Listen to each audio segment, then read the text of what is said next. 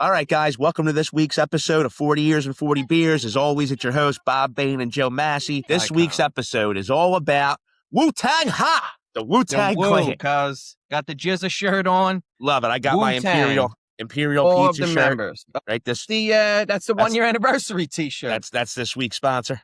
You wore that on the very first episode. I did.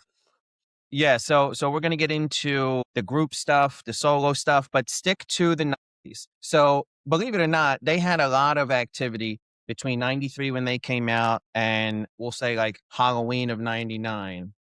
Almost decade, extremely active. That's when you got introduced to the group and to every individual member via an album, except for one guy. He didn't drop his first album until 04. So we're going to talk about the songs. I have a couple other like gems and other things to talk about. So, where do you want to get started? I think so. The best part about them is their origin is friggin' incredible. So, one, they were 8 people, right? The original. They were pretty much 8 individuals, right? 9. It was 9. Excuse me. Yeah. They were 9 individuals, right? Who came together independently before they were signed. So it wasn't like a label put them together, which is really, really unorthodox.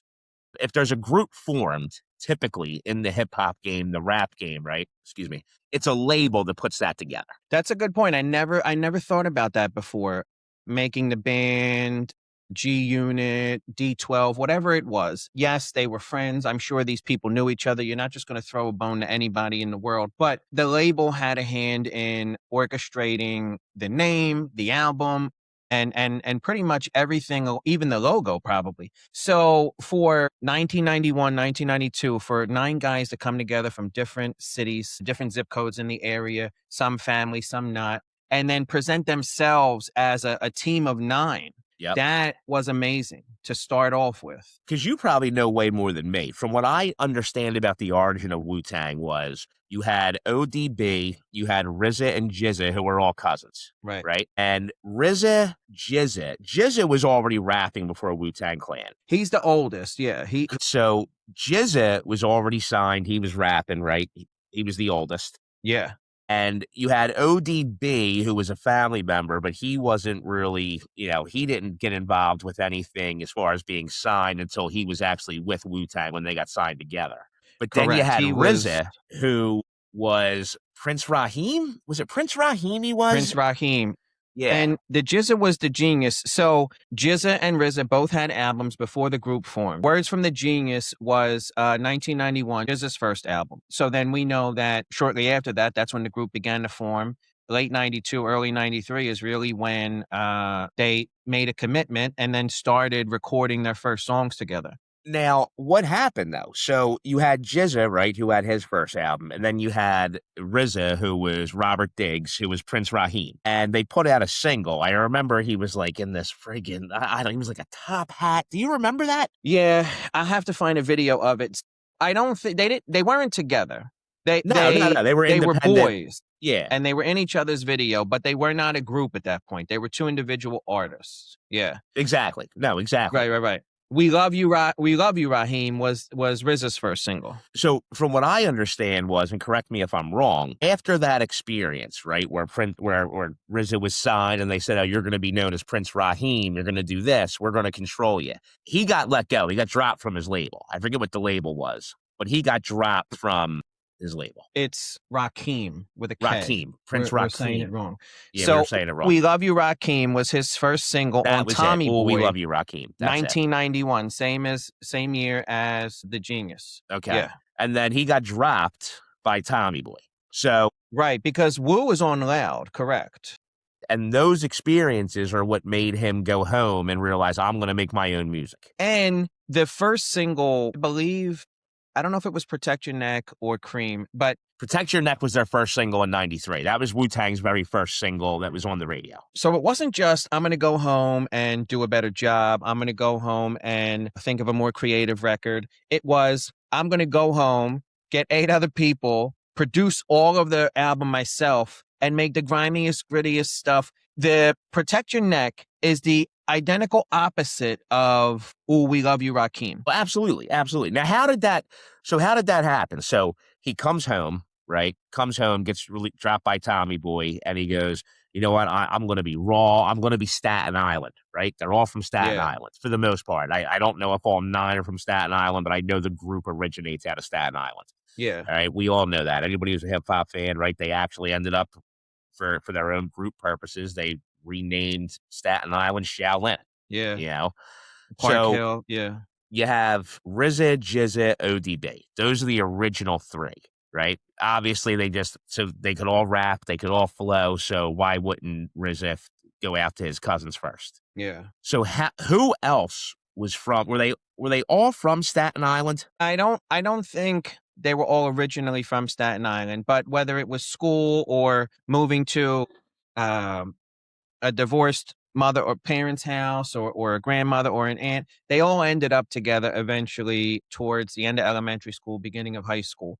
And then they're young men at the point of forming the group, right? And they say like they form as Voltron, and RZA happens to be the head. So he just had the ability to make beats, right? Like the Hulu show is not accurate, but well, is that true though? I don't mean to cut you off, but I think you'll like where I'm going with this. Was he really just the guy who made beats? Like, in my opinion, a guy who really just makes beats is more of an engineer, right? He's not really a producer. He's an engineer. Where, I mean, dude, RZA understood how to create an album. He wasn't just making beats. He was an executive producer. He 100%. Yeah. But the beats did get made by him, though. Correct. Yeah, but I mean, he wasn't just like, oh, all right, here you go, here's your beat. And he wasn't Scott Storch. Right. Yeah. You know he wasn't just creating instrumentation that sounded good and then removing himself from the rest of the equation. That's 1,000%. The whole concept of the old Kung Fu movies and the Wu-Tang logo and the concept of 36 chambers and Shaolin, that was all him. Well, but it was also awesome the fact that they were all into it, right? So it wasn't like RZA, GZA, they were RZA, GZA, ODB, they were already into that kung fu movie lifestyle. Well, which was Bruce Lee was like Jimmy Hoffa back then to them guys. You know what I mean? Back then, like he was that popular, and the movies were playing in theaters at that time. So it was like they come together, they form a group, and I have to imagine even today, like I can't believe they're all still together. They put an album out in 2025. I know. But here's the other thing. Weren't they, a lot of them, because they were in the streets, right? They're from, some of them are from housing projects. Some of them aren't. Yeah, Park Hill. But yeah, Park Hill. 10305. Exactly. But some of them were rivals, right? Like, before they formed the group, I don't know. Ghostface and Raekwon hate each other? That's what the Hulu has you believe. And there's multiple interviews with all 9 of the guys saying that the Hulu story is not true to form. And it's super dramatic and embellished for the sake of good television. Okay, but they don't go into that specifics. From the Hulu. I thought, even growing up, I heard that they were ops or rivals before. I never heard or knew that. And actually, they're the 2 tightest, right? Like Ray and Ghostface I think Ghostface is probably, in my opinion, Ghostface might be the best rapper in the whole. Well, obviously Method Man. Sorry, not besides best Method Man. I think Ghostface is number 2. I think Ghost is 3. Deck is number 2. But yeah, what's the word I'm looking for? Like his energy, his personality, his persona. Ghost is at the top of the list. But lyricism, he's not number 1. But they think when he comes out and protect your neck. He's like, my style is loud. He's like, yeah, but I'm saying like in the group, those 2 were the tightest. Ghost is on the Cuban Linx cover, and Ray is on the Iron Man cover. Like they were boys. They went back and forth a lot, like on records and. But in the Hulu, you see they become boys, right? Like you see and that that's they what become I'm saying really is close. So I wonder if that's what really happened. Never heard or seen anything to that effect before Hulu. And no one has come out and said that specific thing was incorrect about the Hulu series. But just in general, they say the Hulu shit is super dramatic and embellished. But so we were, 6th grade in 93? 93 was... We graduated in 95. 95, 8th grade. So yeah, from 93, grade school, I was 11, so 6th grade, yeah. Right. So it wasn't listening to it the minute it was released. I didn't know they existed until probably 96, 97. I can't believe When you just did you said that. hear? Can't believe you just said that. So I definitely heard Wu-Tang Forever. Because you had an older brother. Oh, no. I listened to Wu-Tang Forever before I listened to the whole 36 Chambers album. Right. Yes. So that was 97. So that's what I'm saying. Which is crazy to me, but that's true. Let's be true. I had heard 36 Chambers before I purchased Forever, but very close. It was like maybe like a year later. And that's what made it so cool. I was listening to Dre. I was listening to Pac. I was listening to Snoop. Like, I wasn't listening to Wu-Tang. I just wasn't. Yeah, right. You know? But it was like, it was difficult unless there was a magazine and again, we're in 6th grade. So you don't have a job yet. You don't have a means of getting around without your parents. And unless it was on the box, I didn't know it. Exactly. And it wasn't like you could find out information easily like a child can today. So you're right. I didn't know about it either. But like when you come late on a TV series and you get to watch the whole thing back to back. It's the greatest thing ever. Listening to 36 Chambers in 96 and then immediately having Forever release in 97 was just like that. Because we came late to 36 Chambers. The best part about that was, for me, is I heard Wu-Tang Forever first, which was an incredible album. In my opinion, the second greatest double album of all time. I think it goes Life After Death, Wu-Tang Forever, All Eyes on Me. All right, are the three. That's a good thing to even list out. The greatest double CDs. Yeah, I Blueprint think that's... 2, dog, is before All Eyes on Me. So, come on, cuz. Don't do that to yourself. Don't disrespect yourself like that. So they're synonymous, right? So we talk like Life After Death. All right, there's maybe 2 skips. I don't know if there's 2. There might be 2. I have no skips on Life After Death. Don't tarnish the man's name like that. His March 9th is coming up. Don't do that to him. So, but what I mean about listening to Wu-Tang Forever, right? And I didn't know this till I heard 36 Chambers, but when that came out, that was the first time Wu-Tang was kind of commercialized. Like, it was like pop, so to speak. Yeah, they weren't pop, but they were mainstream. Yeah, okay? Ghostface was literally hiding his face because he was running from the law. Yes. And when Triumph came out, that video was so amazing. It was much more heavily marketed. It was much more global, for sure. Yes, exactly. So after hearing that album, which was incredible, but they also realized that they wanted to make money at this point in the second album, that they had to be a little bit more radio friendly, right? So after listening to the whole Wu-Tang Forever album and then going back to 36 Chambers and hearing how raw and insane that album was, I don't know that I listened to Wu-Tang Forever for like a year. Yeah. And I mean, well, what was really radio? I guess Triumph was, but what was really radio friendly on Forever? I guess radio friendly is more polished and less raw. I'll give that to you. I guess that's more important 100%, where we're going. 100%. Right? It was, I mean, more sophisticated. Right? Like, 36 Chambers was recorded in a studio, but it was pretty much just RZA by himself. Yeah, and you can hear how cheap the equipment is on the instrumentation. And MTV, I think it was MTV released the documentary, or maybe it was just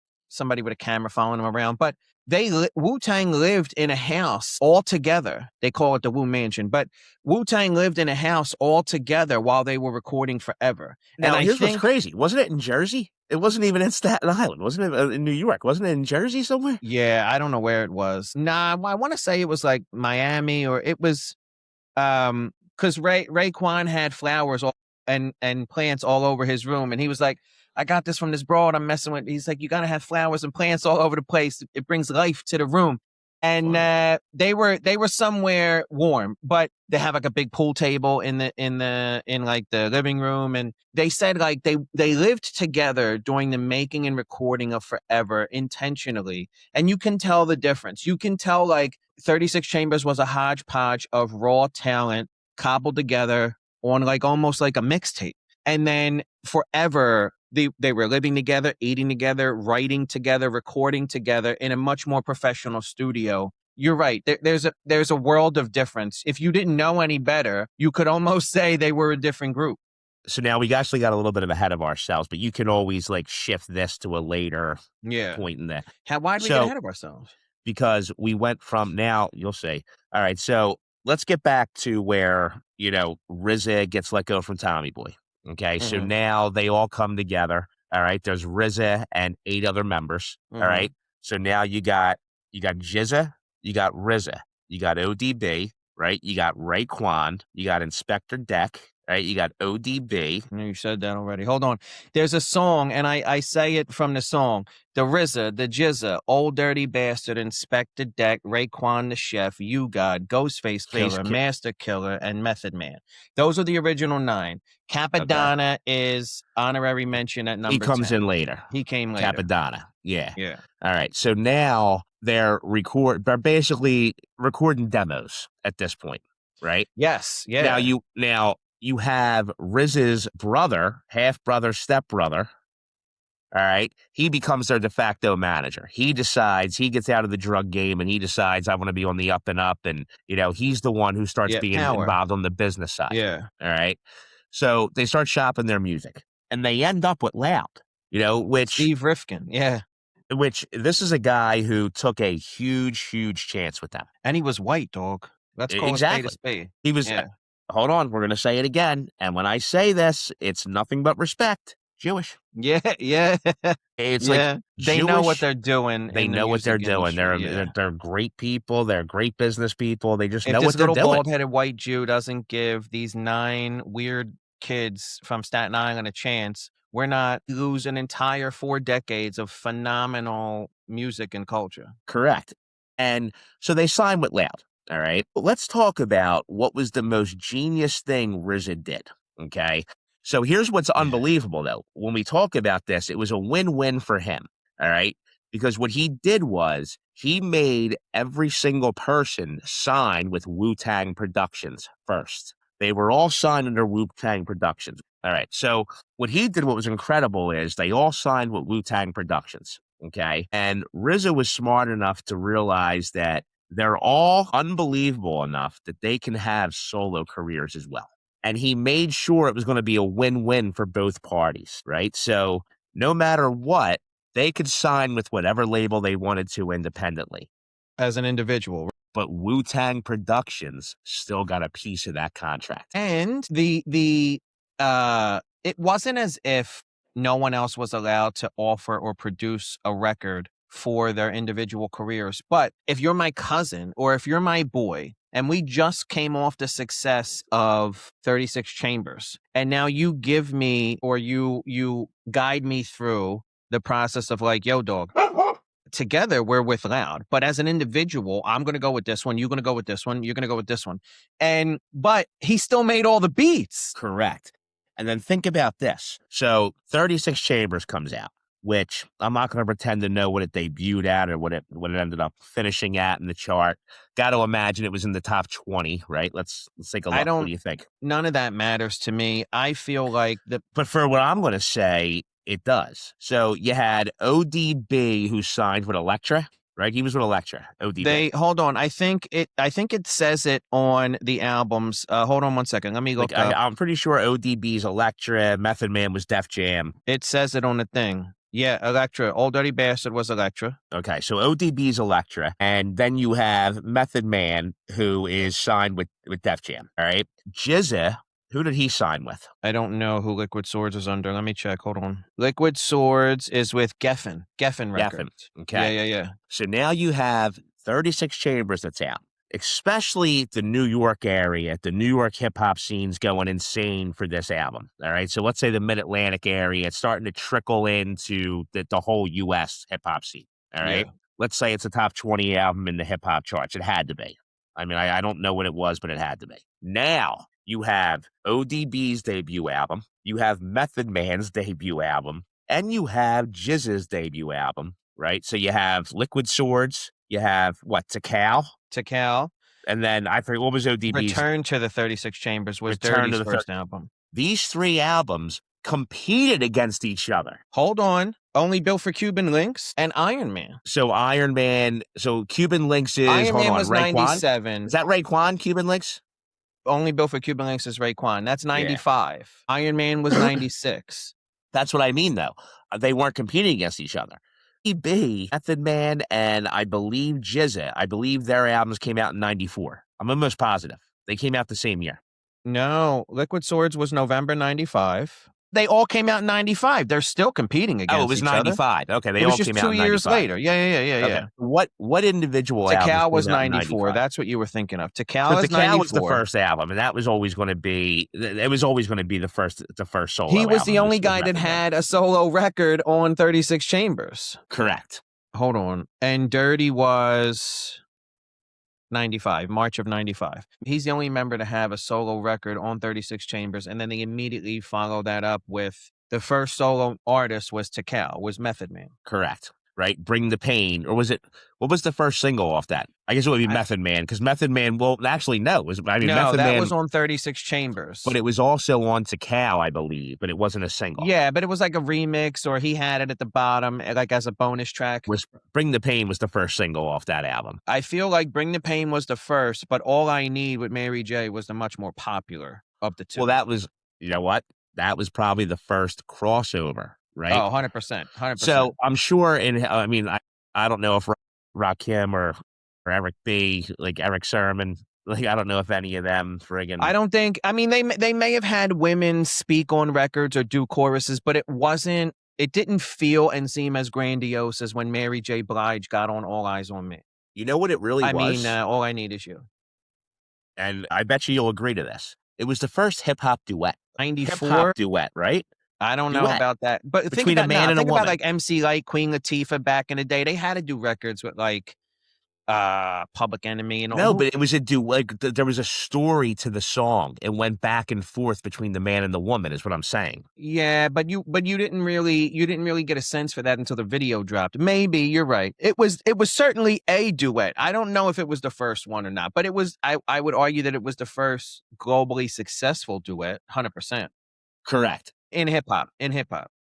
Now, was it also one of the first times there was a crossover label-wise? Mary J was with Uptown. Yeah, because she did Real Love with Biggie. So if you remember... Wait, that was before... Puffy discovered Mary J and Jodeci, but they were both with Uptown. Hold on, Real Love might have been the first duet with her and Biggie. Real Love. That one? Look up in the sky, it's a bird, it's a plane. Nope, it's Mary J. Ain't a damn thing changed. Kicking new flavor with the Teflon Don. That's probably, well, I don't know. Biggie was on the remix. What year is that? I'm looking it up. What's the 411? Was 92. So yeah, Biggie, but still, it was Mary J. Blige. I mean, we're not far off. But I don't think Real Love was as popular as All I... No, I don't think so either. All I Need, it won... Didn't it win a Grammy? I don't know about that. But All I Need was... And then You're All That I Got Is You, when Ghostface... Well, Ghostface, that was just her singing the hook. But I'm saying, those two records, think about how different they are from what you heard on 36 Chambers and what you heard on Triumph. Now, so, how gutsy is it to go in that complete opposite direction? All That I Got Is You is, I think, the first time I listened to a song and actually thought about what it was like to grow up in the inner city. Yeah. And thankfully, I did not grow up in the same situation as Ghostface. It was nothing like that. But I mean, not for nothing. It was a lot of us in a row home growing up, Irish Catholic family, one bathroom. Yeah, and it was, we weren't rich by any stretch of the bunk means. Beds, yeah, 100%. But it was not 6 of us in a 3-bedroom apartment, roaches everywhere, cousins and aunts were there. It wasn't like that. But here's the thing, and I'm not going to, but we all knew people, and we didn't even think about it at the time. We didn't give a shit. We did know people who were in that situation. Correct, yeah. You know what I mean? And now that you're older, you're like, you know what? Thank God we had those types of friendships with that types of people that I really didn't care where you came from. Yeah, right? I remember there was a corner store in walking distance from my house called Pat's, and I could remember going down there, and they had a plastic like safe, which is like a little lock on it with a bunch of index cards in it, and those index cards were everybody's like tab. Yeah, and I don't know if my mom and dad had a tab. Maybe they did. But this one memory I have, it wasn't our tab. But I remember like there was like 1 or 2 arcade games in the corner, and you would go grab a pizza pretzel you'd fuck around on the arcade, and then you Oh, would, on Buis. yeah, you would head back right Yeah. across from Bargos. Yeah. Yeah. And then you would head back home. But I remember vividly, like, people would come in and be like, yo, I need milk and bread, put it on my tab. The guy would hand them the milk and bread, whip out the index card with his mother or father's name on it, write down what he owed them. And then when they came back and made good on the bill, he would just scratch it out with a pen, dog. It was so bananas to me. Because that's the way it was. That's the way it was growing up. I mean, you have tabs at any store, and then you'd be like, hey, listen, just a heads up. You owe me X amount of dollars. This is what your credit line is. And right. And people actually trusted each other. I mean, because you knew that unless you were going to get physical with somebody, you knew that you were only as good as like stroking them once, and then you could never go back to that store again. So unless you start visiting all the, poppy stores in the zip code, you have to do right by the guy who's giving you a break for sure. What are you from? Fucking Kensington and Somerset poppy stores? Well, no, now they're called poppy stores. I mean, now they're corner stores. Corner stores. They were corner stores. We called them. So let's talk about everybody's first album. So Tical was Method Man's first album, and the standout singles are All I Need and Bring the Pain. I think there's more. I think Tical. I actually didn't like that album, if I'm being honest. Well, it wasn't his best work. I think the next one, was it Tical 2000? Tical 2000 Judgment Day. That's the one with Trump on it. We were talking about that the other day. Yes. Yeah. Tical 2000 is unbelievable. And that's when he started collaborating with Meth more, or not Meth, with Redman more. Yeah. Yeah, that was Love unbelievable. Is one of my favorite songs of all time, let alone one of my favorite Wu-Tang songs. But that counts. 2000 was in 98. So that counts. We're talking about the 90s. Right? Correct. So we're talking about from 93 to 99. Tical 2000 is his best album. I agree with that statement. Yes, sir. I agree with that statement. It's when I feel like he always had this great flow, right? It was just, he always had this style that was his own.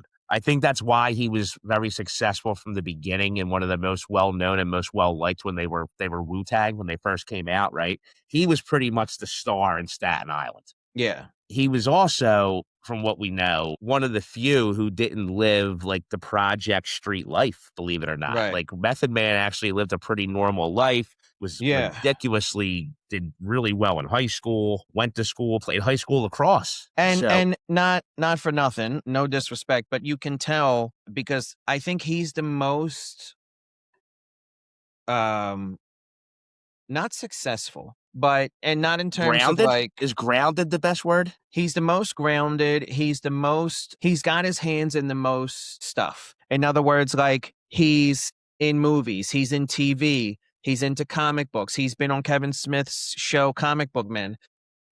He's the most diversified entertainment. Correct, diversified. That's what I was looking for. Yeah, the other guys are much more hood. I mean, it is what it is. That's not.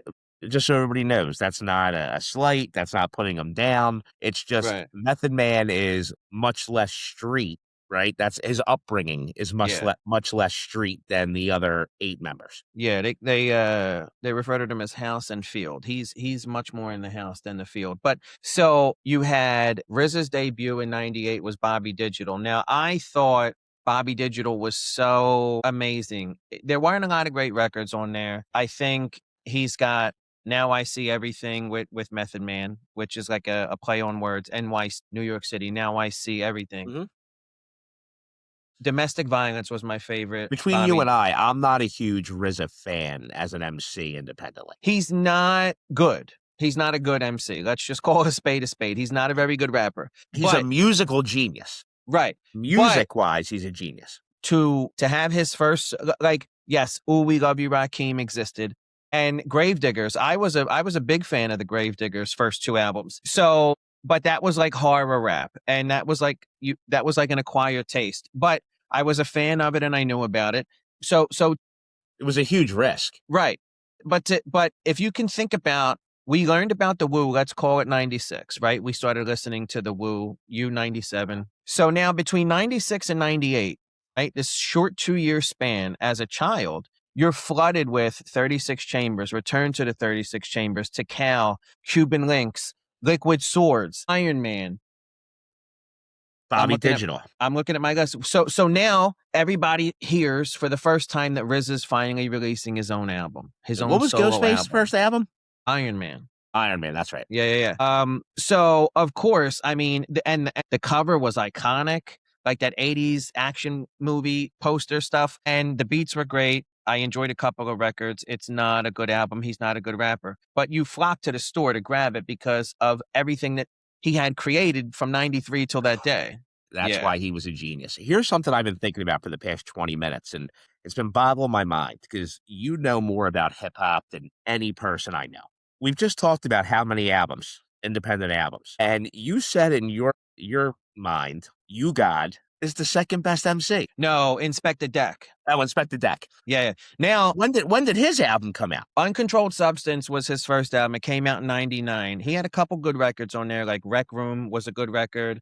Femme Fatale, which is like, I don't know if he samples or he just says it in the hook. He talks about Eartha Kitt. Femme Fatale and Rec Room were the only two standout records I could remember from Uncontrolled Substance. Inspector Deck does not have the ability to put out a good album, in my opinion. I think, as a lyricist, I have an Above the Clouds t-shirt. I own an Above the Clouds Gangstar t-shirt. I think Inspector Deck is fantastic. I think he is a really, really good MC, but he does not have the ability to make a good album at all. From Uncontrolled Substance all the way through whatever his last shit was, Ninth Chamber or whatever. But in terms of lyricism, bars, he's number 2, 100%. Okay. He's number 2. So I wrote down a couple standout records from like the one thing I also want to talk about. I want to transition into, they really are the first group, whatever, any hip hop artist who you had RZA and Meth, excuse me. They transitioned into acting. Like RZA was in American Gangster, played a huge part in it. Yes, he did, but so that's not the 90s, number one. Number two, he's much better at doing scores. You got a good point. We have to end this. We can't even get into like Gravel Pit. We can't even get into that song because that's correct. Okay. All right, that makes sense. So I wrote down what we can get into, but you're right though. I mean, these 9 men, they had the first iconic hip hop logo of all time and the most recognizable. That's number 1. Were they the first clothing brand? Was Wu Wear the first hip hop clothing brand? It might have been. And Wu Wear is a fantastic song from the High School High soundtrack. When that record came out, it was so amazing to me. Because like in high school, clothing is a big thing. You know what I'm saying? And well, not for us. We went to Catholic school. That was the greatest thing about going to Catholic school. I throw on a shirt and tie every day and didn't have to worry about what I was wearing. Well, and we went to an all-boy high school, but on nights and weekends, clothing was a big deal when you were a teenager. Oh, yeah. You know what I'm saying? So like I've been a sneakerhead since age 8. To hear one of your favorite groups of all time do an entire song about every popular clothing brand that existed, it was just amazing to me. Like that song, the cover, everything. Wu Wear is one of my favorite Wu-Tang songs of all time. But yes, the first iconic logo, the first group to set the precedent of together as a group, you're with this contract and individually you can have your own contracts. They were the first ones with a clothing line. They were the only one too, right, Mass? Like, so let's be honest, right? So let's go. I would have to imagine Bad Boy had clothing for their artists. No. What I mean is they didn't sell it in stores, right? So let's say, and we're getting ahead of ourselves. This isn't 90s. All right, actually, this is 90s. Let's go to No Limit. Wu-Wear was in the 90s. Yeah. Let's go to No Limit. All right, and Cash Money, for example. All right, you had Big Timers. All right. Which was with Cash Money. Okay. Yeah. Big Timers was what? It was Manny Fresh. It was Baby and Manny. And Lil Wayne was all over their albums, right? Yes, but they were all signed. All of their records came out. But they got that from Wu. No. The blueprint. I understand that. What I'm saying is Lil Wayne's solo albums came out on Cash Money, right? Correct. Let's say Manny Fresh is, I don't think he released Manny Fresh was the RZA of No Limit. Correct. So I think Cash Money, not No Limit. I think that Wu was the only group that had this arrangement. Correct. I would agree with that. Yeah. But this concept of like the Big Timers was a duo, but then they could filter out into a larger conglomerate. Or correct. But no matter what, though, they weren't like big timers. Like Manny Fresh didn't go sign his solo deal with Elektra or Interscope, or he signed it with Cash Money. Like if he released a solo album, it was through Cash Money. I forget Wayne Juvenile and the two other guys. They had a group of 4. I forget what they were called. They did like Bling Bling, those records. Hold on. The Hot Boys. The Hot Boys. The Hot Boys. But then they could come together with more, right? If you added Manny and Baby and BG and Turk, there was more. Like everything was for that label. Now here's the difference. That's right. It was their label, right? Is that the difference? So Loud was their own label. They had their own executives, right? They had their own Loud wasn't created or owned team. by Correct. any of that the was the Wu-Tang difference. members. So, but in terms of groundbreaking, being the first at something, they were the first ones to get on the computer. And what I mean by that is, I know your answer is probably no, because I don't think you analyzed the physical disc the same way that I did. I used to smell the booklet. The booklet of a CD had a certain odor to it. And you see my face? I would love the smell of the book. I would open up the book and literally sniff it. But the physical disc, so Forever was a double CD. I still remember my dad getting off work, new albums released on Tuesdays in stores. And he caught you in the bathroom sniffing the album cover? Is that what happened? No. Tuesday, when Forever dropped, whatever day it was in 97, I remember this was before Sounds of Upper Darby, by the way, guys. We touched on this. We would get them on Friday. I remember my dad driving me to the wall after work to go get the album. And we had a computer. We had Windows 95, right? On a computer. I remember you were the first people I knew to have internet. In the family room. And Wu-Tang Forever, Disc 1, was an enhanced CD-ROM. It had the songs on it, but it also had software that ran on your computer. You know what I love about this? The fact that you just said CD-ROM. Nobody today who's under the age of 30 is going to understand the term, actually under 40 maybe. It's just a CD. Actually, Mass, there's people under the age of 20 who have no idea what a CD is. Yeah, that's true. So Julia says, you're so old you used to watch the news on paper. So when you put the disc in your CD-ROM drive, it took, like 10 minutes to load up, and it was an interactive digital recreation of the Wu Mansion. This place I was telling you about that they recorded the album at. So this is like a digital... This was the place they got together after they released 36 Chambers. So they actually started making some money and... Correct. And then what you see on the software, on the computer, was a digital recreation of the Wu Mansion. And everybody had their own bedroom, which was a chamber. And when you went into the chamber, there was something in the room that you had to click on, and you would uncover a video from that person, whoever's bedroom it was. So this is what it looked like when you put the disc in. This is what, 1990? 97. Yo, check it out. That's RZA. Now this is Ghost Room. Trust, you know what I mean? Cash a little knowledge in the Raekwon's room. Chamber. We didn't even know the name of the album. So this You Guys' room. Ridiculously innovative. Oh, this was that's probably what I'm saying. the first time. 1,000%. And if you there's an image. So this was one of the chambers. This was a picture, like this was the Jizz's chamber, and there was a chessboard here, and you went over to the TV, and you had to click on the TV, and then that's when you would find his chamber. It was wild, and then it was like, oh, come and play. You see the G logo there? It was like, oh, come and play chess with the genius. So, oh wait, you don't see that. Hold on, I'm sorry. Let me switch to my other screen. This was the Jizz's chamber. So this was his room, and you would go into the Jizz's chamber and you would play chess with him, and you see the G logo there, and then you would have to click on this computer screen here, and then you would see his video, and then you would go out into the next room, and so on and so forth. It was so unbelievably crazy to me, but to be a computer head and to have a machine to run that on was like, it was unbelievable. Well, it was also the first time, right? Like you went to get the disc, you went to get the CD, and you pick it up and you're like, what the hell is this? Like, I put this on my computer? Exactly. Yeah, it was very almost like, what the fuck? What kind of times are we living in that we went from, like, I remember when I got my first CD player, where I didn't have to friggin' use cassette tapes anymore, and got this little like portable radio that was on the bureau in my bedroom. I could put CDs in. Yeah. And I remember the way the sound was from the CD, right? Because you went from vinyl, which the sound was incredible, but for some reason you couldn't put a vinyl in your car. So cassette tapes came out, and that was genius from a business standpoint. But cassette tapes sounded like shit. They really did. Yeah. As far as quality. And then you realize that vinyl and CD is the greatest quality of music ever, right? And with a disc, you had the ability to put artwork on the disc.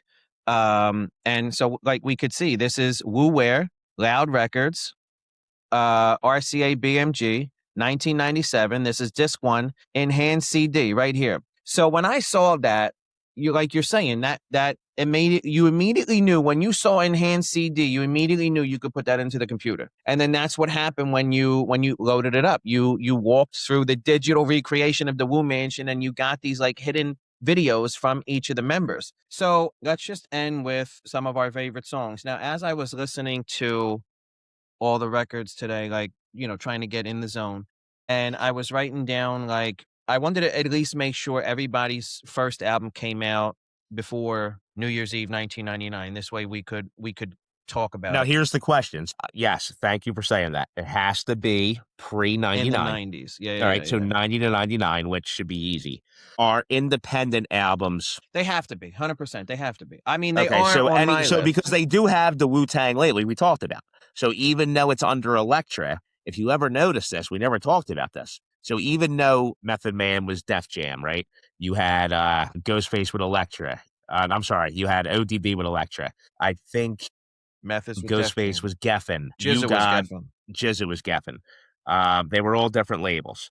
I think some of them may have doubled up. I think there were one or two may have doubled up. Yeah. But as great as the Wu-Tang albums are, the collective ones, right? As far as how great 36 Chambers are and Wu-Tang Forever, I feel like there are some albums that have better songs on the solo records. I agree with you that there are better songs on every solo album. I don't know if anybody besides Ghostface and Raekwon made a better album than the group. So that's a really interesting point. Let's talk about that for a little bit. Okay, so let's go through the list. So RZA, his only solo album in the 90s was Bobby Digital. Does not qualify whatsoever. Not nearly as good as the two Wu-Tang albums. GZA, Liquid Swords. Is it he had really, he had a lot of very good records. It's not a better album than either 36 or Forever. Correct. Old Dirty Bastard. To be honest with you, we all love Dirty Style, but Brooklyn Zoo and Shimmy Shimmy Y'all are the only good records on that album. Maybe Rawhide, maybe. The problem is he was, and we can do a whole ODB episode. He was way out in left field, cuz. He was. And if he didn't have all those issues, right? And a lot of people say that his issues stem from not being signed with He's in the Def Jam. DMX category in terms of uniqueness and demons. Well, it's fun. So the one thing I did read was about the Hulu thing is that one of the true stories is the fact that he spiraled after he didn't get signed to Def Jam. And that was the one thing RZA kind of screwed up on. His dream was to be on Def Jam. And RZA basically told him that he's signing with. Well, he was when he got out of jail, Dame Dash picked him up. He was with Rockefeller for a little bit. He had an album. That's still, it's a subsidiary, but he's not with Def Jam. Right. Right. He's not with, at that point, I think when that's all going on, Leor Cohen is still with Def Jam. Yeah. He's not rapping with Leor every day. He's not talking to Leor. Like, Leor is just, Dame Dash is reporting to Def Jam. This is what's going on. He signed to Rockefeller. His dream, and he talked about this. I've seen interviews besides the Hulu series that he talks about, like, his dream from the time he started rapping was to be a Def Jam artist. Yeah. And it basically got taken from him. Remember when he took MTV with him, the cameras, to go sign it to cash the welfare check? Craziest shit I've ever seen in my life, dog. No, but here's the thing. Yes, he made money. I'm not going to sit here and be like, oh, the guy didn't make a penny, but I don't think people realize that there's probably only a few select people in Wu-Tang who actually made real money. Right. And that's what I'm saying. RZA? That's part of what makes Method Man stand out. Correct. Correct. Now, did ODB deserve to go get a fucking welfare check? Absolutely not. He obviously could get a limo, but I'm going to say this. It was He wasn't making RZA money. No, he wasn't making RZA money, but it was genius. Did it insult people? It was kind of the precursor to what social media is today. Yeah, right. 1000%. It's all about shock value, all about views. You didn't Look register at this crazy views, right? Motherfucker doing this crazy shit on film. Everybody knew what it was and talked about it. It was the 24-hour news cycle, or I'm sorry, let's say week news cycle. That was water cooler talk today. for a while, dog. Correct. Where today we have the 24-hour news cycle. That was something you talked about for 7 days to 14 days. Yeah, I still think about it from time to time because his let's talk welfare about where he was card is caught the at. cover of the disc, is the album cover. Where was he caught, guys? Where was he caught? What do you mean, where was he caught? When he was on the run. When ODB was on the run from the feds. I don't know. The McDonald's in Gray's Ferry, South Philadelphia. Yeah. What was he doing in Philly? What was he? Was he outside the McDonald's in the parking lot going shimmy shimmy? No, you know what? He did a couple records with State Property. I wonder if that coincided. So well, you know what's funny? Thurston Siegel is not far from. Right. Yeah, probably. Yeah, that was probably that day. So Residues of Old Inspector Deck 99 Uncontrolled Substance. I don't even count it. Residues of Old Dirty Bears. You really love that album that much, do you? No, I'm saying I don't count it. Okay. I love him. I don't count the album. I don't even think the records on that album can even compete in this. So, and I'm actually going to give you some respect here because first time ever in hip hop history between you and I'm just like, I can't believe he's saying this. Who, me? I can't. Yes. And I love that we can have these conversations. Saying I would never listen to an album of Inspector Deck. Because of how great of a lyricist he is, I gave him the respect of listening from start to finish. Like, I have a Wu-Tang playlist. I put Femme Fatale and Rec Room in there. I give him credit, but Above the Clouds, Triumph. He has one of the best statements. I Bomb Atomically. Come on, dog. That's correct. I don't disagree with you. What's funny is he got screwed on 36 Chambers. He was not on that album a ton. Like, but he really wasn't. But then when I agree, he was on Wu-Tang Forever a ton. But I'm saying, no, Swinging Through Town Like Your Neighborhood Spider-Man, that was him. No, I know. But if you think about it, as far as like the whole album, yes, he wasn't really Same like. Capadonna slipped in on. I didn't know who Capadonna was until Triumph came out, and I'm like, who the frig is this cat? Well, nobody did. Because in the video, he spun around on that chair, and I'm like, he's not one of the 9. Like, now they got 10. And you couldn't do research back then. Like, you couldn't go to the library and look up who was the 10th member of the Wu-Tang Clan. Right. It wasn't like you're not doing work on Abraham Lincoln. Exactly. Like, let me go to the Philadelphia Free Library and go to the fucking the card catalog and look I gotta up trace a Capadonna. picture of John Wilkes Booth from my you're not art project. Could you imagine you're sitting there and you got fucking $4 laid out and you're like, yeah, it's the Killer Bees, homie. What were we saying? He's got one of the best hip hop lines I've ever heard. Alive on Arrival. It took me so long to realize what that meant. I didn't immediately connect it as the opposite to Dead on Arrival. You always hear that like with police stuff or, like Law and Order, Dead on Arrival. But the mindset of like someone who had such a rough upbringing to brag about the fact that I'm alive on arrival, like whatever arrival means to you or in that context, like that was such an unbelievable sentence to me.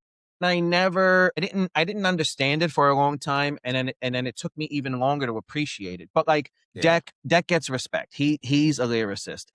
But the album doesn't compete with this conversation we're having. So RZA, GZA, Old Dirty Bears, and Inspector Deck, Raekwon, Cuban Linx is up there. The Purple Tape might be one of the best hip hop albums of all time. It's art, you could argue. But like Wu Gambino's is one of my favorite records of all time. Incarcerated Scarfaces. Yes. And here's There's a lot of great records. It all goes back to, as great of lyricists as they all were in these albums, it all goes back to the music, right? Even though it was different, it all goes back to RZA, right? He produced all these albums. It goes back to, it was always the same genre. And what I mean by that is subgenre. Yeah. Subgenre. Great point. the music always seemed the same, identical, even though it was different. If that makes sense, I know it does doesn't. because It was always in the kung fu style. Like even with the way the music was produced, you felt like you were kind of in a kung fu movie. Am I wrong? No, another first. They were the first ones to really do skits. Cool, and man, what's up? Hey, as far as being what do you a listed track, Wu-Tang again? Yeah, get it again.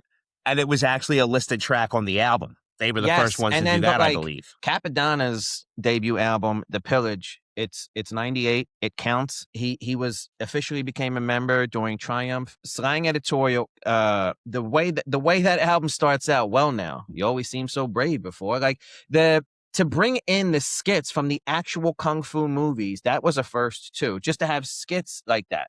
You know what I mean? Then you hear Biggie and Little Kim doing it in the back room. And the reason I say that is, and again, I could be wrong. The people in the comments like to tell us when we're wrong about things. Sorry, not guys. About this. Guess what, guys? This is what you call a subject matter expert, because I challenge anybody to test me about the Wu. The listeners one thing now, and this is a good thing for life. I've yet to meet a perfect person. If you're perfect, I want to meet you. Yeah. Right? Where was I going? Shit. Where was I going? That it's all identical and they all sounded the same. That they all sound the same. That's where RZA's genius came into play. Right. Right? Like everything was different, but it all came together. It all came together. Think about the point you just made about Inspector Deck. Inspector Deck was an original member of the Wu-Tang Clan. He's still with them in 2026. They all released an album in summer of 25, which actually RJ Payne is on. We got to get back to that. But 2 or 3 records. Inspector Deck might be on 2 or 3 records of 36 Chambers. He might be on 7 or 8 double CD of Forever. But that's actually not uncommon, by the way, when it comes to Wu. That's my point. They can't fit all 9 members on every song. But to strengthen what you're saying, imagine if every solo record was branded as a Wu-Tang record. You would consider it normal because Method Man's missing from these 5 records, and Inspector Deck's missing from these 10 records, and Ghost and Raekwon go back and forth on these 2 records. Every song from Incarcerated Scarfaces, Liquid Swords, Tical, Iron Man, Golden Arm, Pillage, Return to 36 Chambers, Bobby Digital. It's just a handful of the members on a record. So that's my point I wanted to make, by the way, and you just reminded me of it. So even though they were on different labels, right? So they were on Loud collectively, okay, as Wu, and then we're on all these different labels as solo artists independently. Do you remember, even though it might have said, Elektra Records or Geffen Records, every single album still had the Wu. It had the W. That's what I'm saying. Yes. We just saw that was genius. They had the Wu Wear logo on the Forever disc. Dog. Now here's the question. What record label, because frankly, let's be honest, Razor Sharp, Def Jam, it's Razor Sharp. They didn't have an obligation to do that. No. Right? The solo artist. I don't know. We don't know that it wasn't in the paperwork somewhere. Maybe they did. Well, that's the other question. Was the solo artist, was RZA the one negotiating the contracts for the solo artist? I don't think he was like forcing his hand. I don't think he was like a Gestapo, but I think he had guidance 100%. He gave guidance to everybody. It's like Scarface, who put this thing together. Like they didn't know. They did a soundtrack for the PlayStation game. One of my favorite Wu records is Rumble, which is also on You God's album. That came from the PlayStation. So, dude, here's another thing to think about when it comes to the 90s, right? There were so many Wu-Tang artists who ended up being guests on iconic records in the 90s of other iconic artists. I mean, who can you think of? Like what 2 or 3 songs can you think of in the 90s, right? I mean, without looking it up, I would say, think about this. If it wasn't for the artists themselves, the artist who it was their song, who had a Wu member on the track, right, they were probably already very popular. Non-Wu record featuring a Wu member. But the fact that the Wu member was on this record probably made it that much better. Do you have 2 or 3? I don't know if John Blaze is the 90s. I have to look that up. But Fat Joe, Don Cartagena, John Blaze, Raekwon is on that record, and Method Man is sampled on the hook, almost like in a DJ Premier fashion. Now, is that popular? I know that song, but 1,000%. It's one of the best posse cuts in hip hop history. Like, isn't there a song, and I'm embarrassed I don't remember, isn't there a song that a Wu member's on with Mobb Deep? Yes, Raekwon and Ghostface and Nas, they have records with Mobb Deep. Method Man has a record with Mobb Deep. I don't remember the name of it, but Eye for an Eye, I believe Raekwon is on with Mobb Deep. That's a standout record because, like, they attribute Nas with being the Godfather. Jay-Z is more successful and has more money, but Nas is really, in a lot of people's eyes, Illmatic and the Barbecue record, where he says something about boxing with killing God or boxing with God or something. Nas is attributed as like the starter, the Godfather of all like the 90s hip hop era stuff. And so Eye for an Eye, Mobb Deep, and then the biggest one, I think the biggest Wu feature on a non-Wu record is the What with Biggie on Ready to Die. Yeah, so the That's What is iconic, that's Method Man and Biggie. Yeah. Right. And that's incredible. So that's iconic. 95, 94, 95. Whenever Ready to Die came out, 95. Ready to Die is 95. Yeah, 95. Right, because so, he was dead in 97. Right. Yeah, that was on Ready to Die. That was on Biggie's. But to be, you know, because like there's an interview with DJ Clark Kent. He discovered Jay and Big and put them together. And he tried to get them together for Brooklyn's Finest. And what's his name? Dame Dash didn't want to give Puff any money. He didn't want Puff to benefit from anything Jay and him were a part of. So he refused it for a long time. But eventually Brooklyn's Finest was together. But there was just friction between those different crews back then, especially as Tupac was coming into the picture and the East Coast, West Coast stuff was going on. So it wasn't common that you would have a lot of features across cities, across coasts and stuff like that. So it was a little bit of a risk to let Bad Boy come in with the Wu. It's fantastic.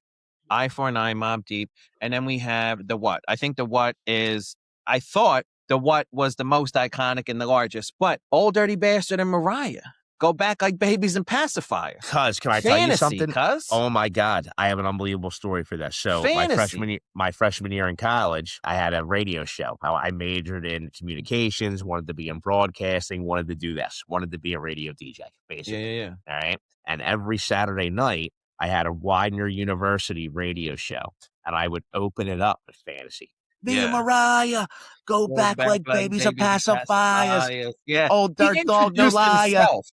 He introduced, that's how crazy he was. He introduced himself on the record. Now, to put them two together at all was bananas. Like, whoever did that is a genius. Is it possible? What do you think ODB was saying to Mariah? Oh my God. During the recording sessions and during the video shoot. When you hold on here, I don't remember the video. Are they ever together in the video? Because I would guarantee. Yeah, they're on the beach and shit. I'm pretty sure they are. Yeah. Okay. Yeah. I would guarantee there's a clause. Mariah was like, either she had a great time with him. I mean, because he was. Let's be honest. She needed security around. Cause he was a pretty interesting cat, dude. She might have liked him. Yeah. But there's no denying they made magic on that record. Yeah, they did. He introduced himself, ladies and gentlemen, the old dirty doggy. Saying like he's so he was so unorthodox. So there we go. That's the biggest. That's the biggest crossover. 1,000%. Fantasy is the largest. I think it came. I think it did come. Music. But to your credit, I think it absolutely came after All I Need. But it's 1,000 times bigger. Here's the best part. It happened in the 90s because when I recorded my show at Widener, it was 1999. Yep. So Fantasy was 98 or 99. Yeah. But that's the biggest Wu feature. That's not a Wu record. And that is one of the biggest crossovers between hip hop and R&B of all time. 100%. It still hits and is still extremely popular to this day. Absolutely. All right, guys. Thank you for joining us this week. The episode was all about Wu-Tang. We love it. We hope you guys loved it. It was a huge part of our life growing up. We're all about the 90s here on the 40 Years and 40 Beers podcast. Listen, Wu-Tang keeps coming out with album after album after album. Method Man's in children, cuz every podcast and every movie that comes out, right? I mean, you all of a sudden you're sitting there watching a series, watching a movie. You're like, is that meth? Yeah. It happens all the time. What did he do in The Wire? Cheese? Cheese. He was unbelievable. Come on, except that he got whacked. Well, hit him up. He did, but he got whacked by Slim Charles. If you remember, that wasn't the night. Was it? He got no. That was it started in the 90s, so technically it started in 99. But did Cheese premiere before Cheese Day was 2000? 3. Now Cheese was probably 2002. But that was the first. That was one of the first iconic TV roles by a Wu member. No, Oz. He was in Oz, cuz. Yeah, 1997. Method Man. Yeah. That was the first time I saw him. I was like, is that Method Man? Dude, he was unbelievable. I remember Steve Buscemi directed that episode, and I remember Method Man saying they put the knife on a different spot under the table, so he had a fumble for it. Yep. I remember him saying he was like, thankfully I ain't never been in the prison. I never been in the state. Yeah, I remember. That's crazy. So, all right, I think this was a fantastic episode, cuz I agree. So if you guys love Wu-Tang as much as we love Wu-Tang, always remember Wu-Tang's for the children. Wu-Tang, ha!